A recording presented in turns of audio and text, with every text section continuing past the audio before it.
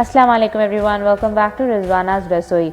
Well, if you're in a misconception that Loki or bottle gourd can be used only in making curries or stir fry recipes, then maybe you should change your opinion, because today I'm going to show you an absolutely delicious dessert recipe called Loki ka halwa. So let us check out the ingredients and get started.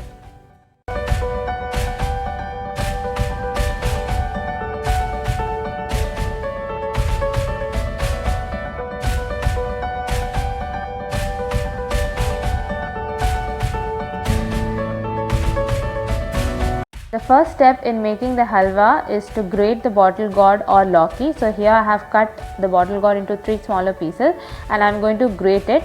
You have to grate only the outer green portion and not the soft inner portion. So here I have grated the green portion of the entire Loki, and this is the white central portion, which is the seed part. We will not be using this, discard this, and we will be using only the grated green portion of the Loki for our cooking. So here first I am going to roast the mixed nuts that we had chopped and kept. So in a kadai I have taken 2 tablespoons of ghee, and to that I am adding the nuts. Roast them till they are light golden brown in color. So the nuts are done and I am removing them. In the same ghee I am going to add in the grated bottle gourd.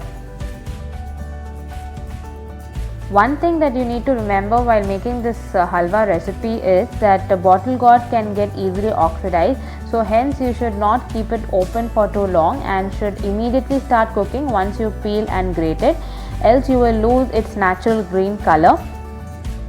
Here I am cooking the Loki on high flame for around 2 to 3 minutes. This is just to ensure that the excess moisture from the vegetable gets evaporated. After 3 minutes of cooking, you will find that there is no excess moisture left. So now at this point you can put the flame on low and add milk. We are now going to cook the Loki with milk for around 20 to 25 minutes by covering it with a lid. Once in a while just keep a check and stir it in between. After 20 to 25 minutes of cooking, here we can see that almost all the milk has been absorbed. In case there is some left, you can also keep it open and cook it for some time. Next, in goes the sugar.